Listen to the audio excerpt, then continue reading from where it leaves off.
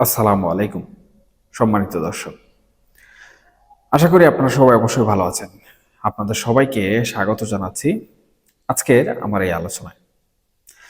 বাংলাদেশের রাজনীতির মাঠে কান পাতলেই ইদানিং একটি শব্দ খুব জোরালোভাবে কিন্তু শোনা যাচ্ছে, আর সেটি হলো ডিপ স্টেট বা রাষ্ট্রের ভেতরের আরেক অদৃশ্য রাষ্ট্র।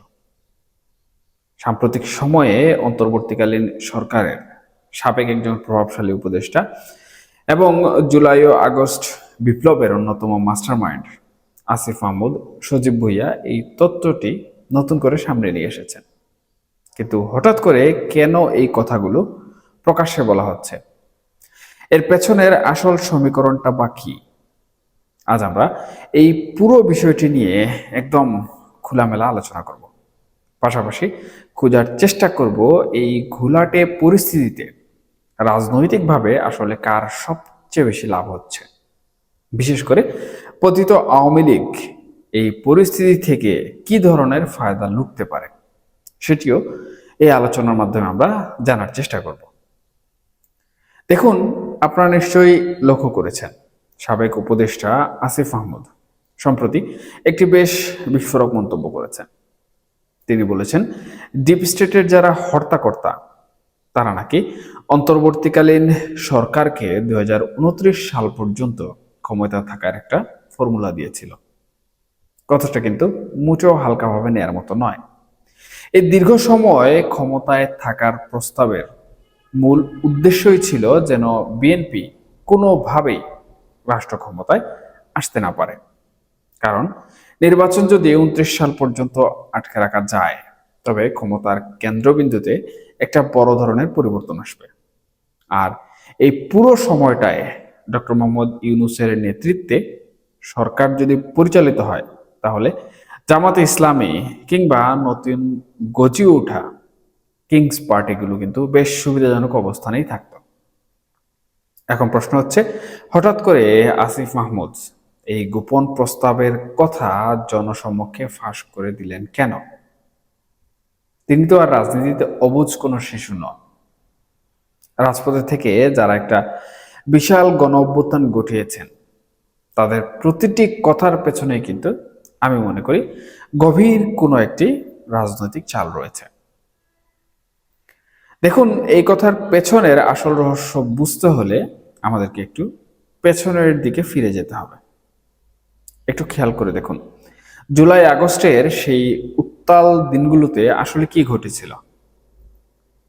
আমরা সবাই কিন্তু জানি এটি একটি ছাত্র জনতার আন্দোলন ছিল, কিন্তু এর ভেতরে কি শুধুই সাধারণ মানুষের ক্ষোভ ছিল, নাকি এর চেয়েও বড় কোনো সশস্ত্র প্রস্তুতি ছিল?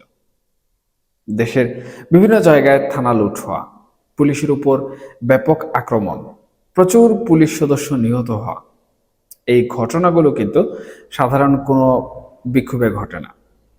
এর জন্য রীতিমতো গেরিলা যুদ্ধের ট্রেনিং লাগে। পুলিশের সাথে যুদ্ধ করে টিকে থাকা কিংবা আওয়ামী লীগের শক্ত ঘাঁটিতে আক্রমণ করে তাদের নেতাকর্মীদের ধরাশায়ী করার জন্য যে ধরনের সামরিক প্রশিক্ষণ এবং লজিস্টিক সাপোর্ট প্রয়োজন, সেটি কিন্তু তাদের ছিল। আমি মনে করি এটি বুঝতে কোনো ধরনের রকেট সায়েন্টিস্ট হওয়ারও এখানে প্রয়োজনীয়তা নেই। দেখুন, সাবেক স্বরাষ্ট্র উপদেষ্টা ব্রিগেডিয়ার সাখাওয়াত হোসেনের একটি কথা এখানে কিন্তু খুব প্রাসঙ্গিক। তিনি কিন্তু সে সময় প্রশ্ন তুলেছিলেন, 7.62 স্নাইপার রাইফেল বেসামরিক মানুষের হাতে কিভাবে গেল? এই অস্ত্রগুলো সাধারণ পুলিশ বা সেনাবাহিনীর কাছে থাকে, কিন্তু আন্দোলন চলাকালে এই স্নাইপার রাইফেলের গুলিতে যেভাবে আইন শৃঙ্খলা রক্ষাকারী বাহিনীর সদস্যরা নিহত হয়েছে, তা সত্যি কিন্তু আমি মনে করি ভাবিয়ে তোলার মতো। এর মানে দাঁড়াচ্ছে, সেই সময়ে রাস্তায় থাকা আন্দোলনকারীদের একটা বড় অংশের হাতে প্রচুর আগ্নেয়াস্ত্র ছিল।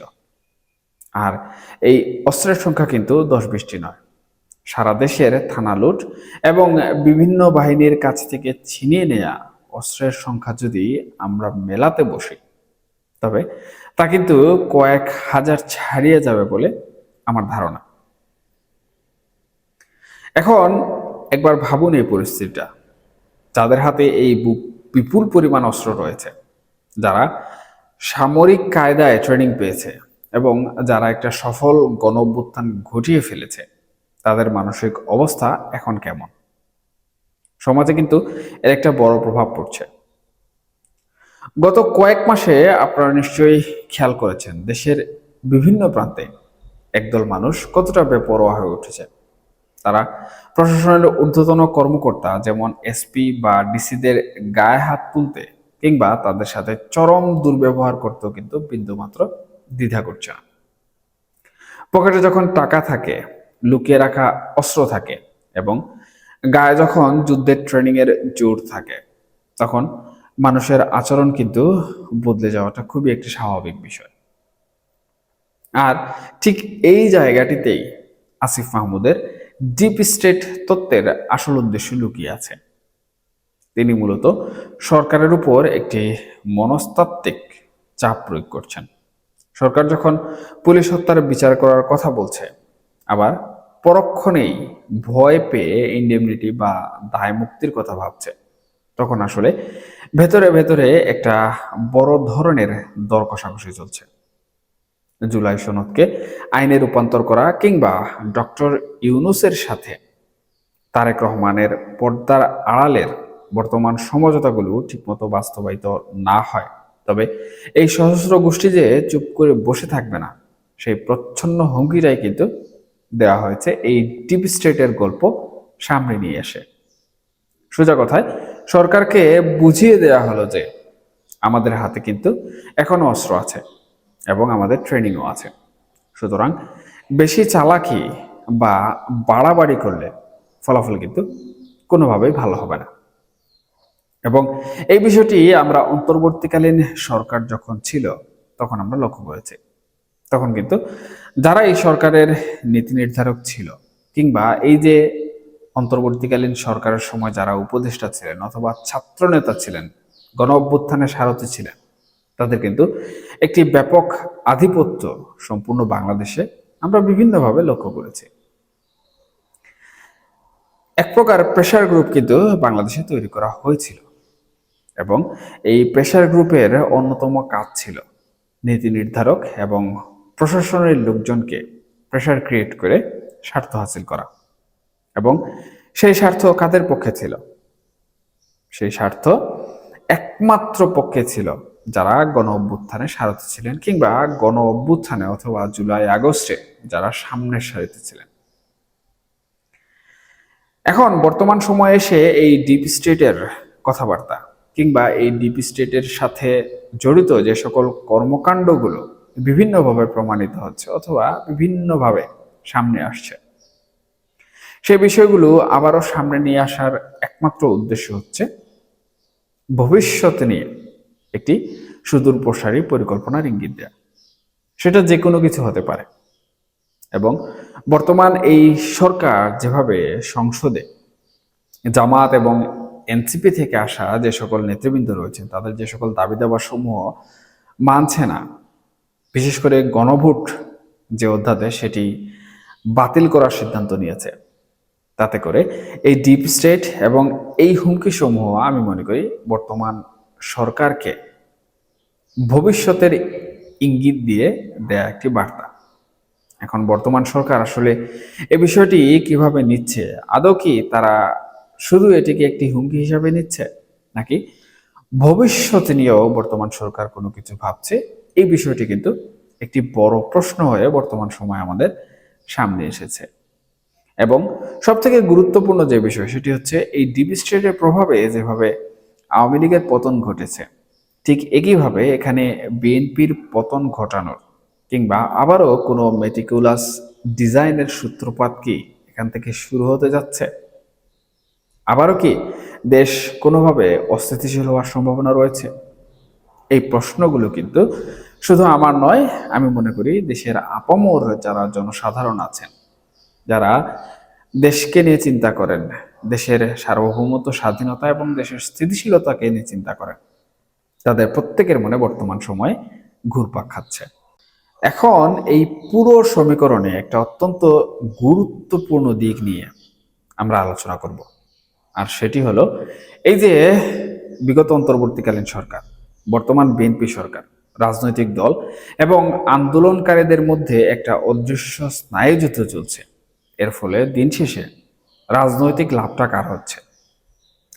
একটু গভীরভাবে বিশ্লেষণ করলে দেখবেন এই পুরো অরাজকতা এবং পারস্পরিক রেষারেষির সবচেয়ে বড় রাজনৈতিক ফায়দা কিন্তু লুটতে চলেছে ক্ষমতাচ্যুত কিংবা পতিত সেই আওয়ামী লীগ। প্রথমত আওয়ামী লীগ শুরু থেকে কিন্তু একটি ন্যারেটিভ কিংবা বয়ান প্রতিষ্ঠা করার চেষ্টা করে আসছিল। সেটি হচ্ছে জুলাই আগস্টের আন্দোলনটি কোনো সাধারণ ছাত্র আন্দোলন ছিল না, বরঞ্চ এটি ছিল জঙ্গিবাদী এবং সশস্ত্র সন্ত্রাসীদের একটি পরিকল্পিত হামলা। এখন যখন প্রকাশ্যে স্নাইপার রাইফেলের কথা উঠে আসছে, হাজার হাজার লুট হওয়া অস্ত্রের কথা আসছে এবং গেরিলা ট্রেনিং এর তথ্য বেরিয়ে আসছে, আসিফ মাহমুদ সজীব ভুঁইয়া ডিপ স্টেটের কথা বলছেন, তখন কিন্তু আওয়ামী লীগ আন্তর্জাতিক মহলে এবং সাধারণ মানুষের কাছে খুব সহজেই প্রমাণ করার সুযোগ পাচ্ছে যে তাদের দাবিটি সঠিক ছিল। তারা বলতে পারবে, দেখুন আমরা তো আগেই বলেছিলাম এরা আসলে সাধারণ ছাত্র নয়, এরা রাষ্ট্রের বিরুদ্ধে যুদ্ধ ঘোষণাকারী সশস্ত্র গোষ্ঠী। এই বয়ানটি কিন্তু ভবিষ্যতে তাদের রাজনীতিতে ফিরে আসার আমি মনে করি একটা বড় হাতিয়ার হিসাবে কাজ করছে। দ্বিতীয়ত, বিপ্লবের পক্ষের শক্তিগুলো নিজেদের ভেতরের এই যে কাদা ছোড়াছুড়ি, এটি কিন্তু আওয়ামী লীগের জন্য এক কথায় আশীর্বাদ হয়ে দাঁড়াচ্ছে। একদিকে বিএনপি চাইছে দেশকে স্থিতিশীল করতে, অন্যদিকে জামাত এবং অন্যান্য দল চাইছে তাদের দাবিগুলো আদায় করতে। আবার জুলাই সনদ বাস্তবায়ন নিয়ে চলছে চরম টানাপোড়েন। এই যে একটি অস্থিতিশীল অবস্থা, যেখানে কেউ কাউকে কোনোভাবেই বিশ্বাস করতে পারছে না, এটি কিন্তু সরাসরি আওয়ামী লীগের পালাই হাওয়া দিচ্ছে। বিপ্লবীরা যখন নিজেদের মধ্যে লড়াইয়ে ব্যস্ত থাকবে, তখন প্রতিপক্ষ হিসাবে আওয়ামী লীগ কিন্তু নিজেদের পুনর্গঠিত করার পর্যাপ্ত সময় এবং সুযোগ এখানে পেয়ে যাবে।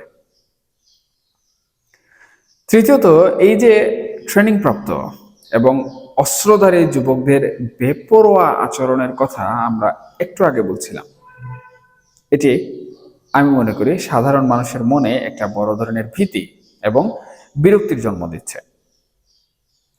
মানুষ যখন দেখবে যে একটা স্থিতিশীল জায়গা তারা পাচ্ছে না, তখন একটা পর্যায়ে গিয়ে সাধারণ মানুষ এই অস্থিরতার চেয়ে আওয়ামী লীগের আমলের সেই স্থিতিশীলতাকেই মিস করতে শুরু করবে।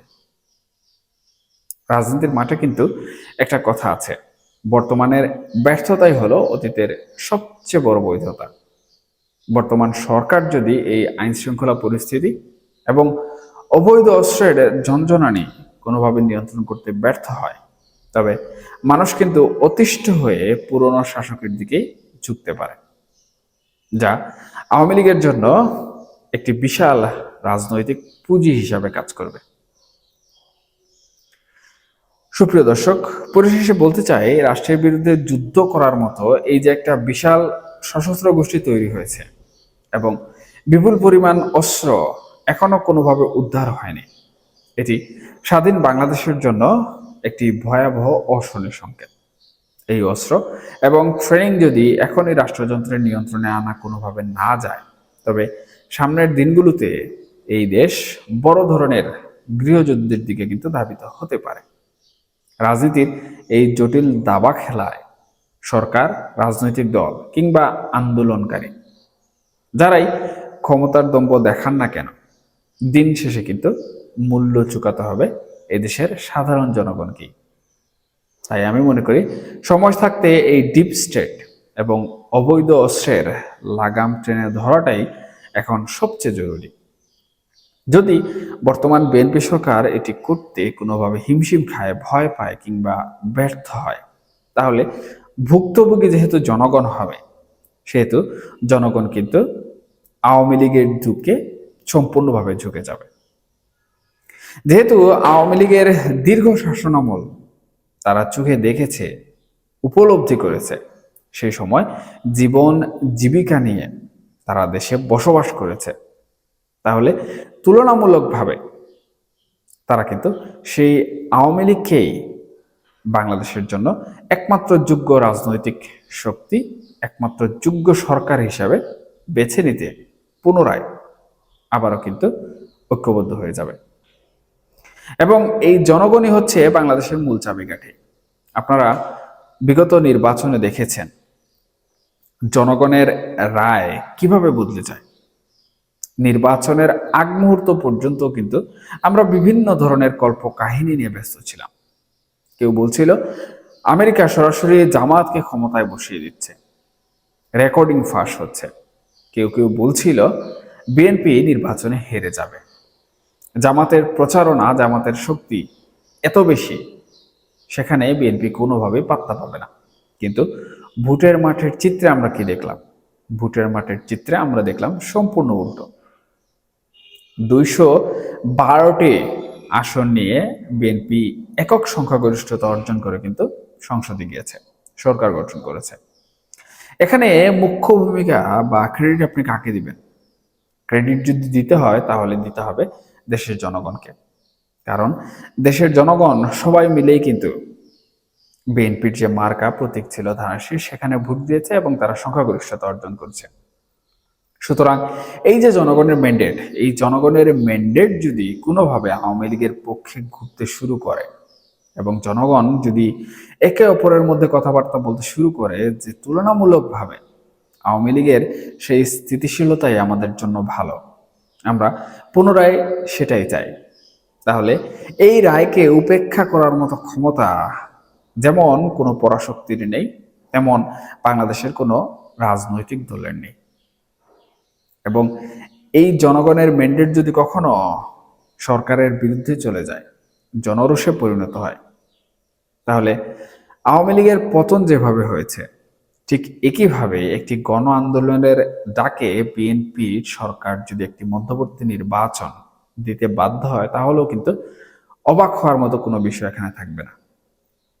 অর্থাৎ আলটিমেটলি যেটা দাঁড়াচ্ছে সেটা হচ্ছে জনগণ হচ্ছে এখানে মুখ্য।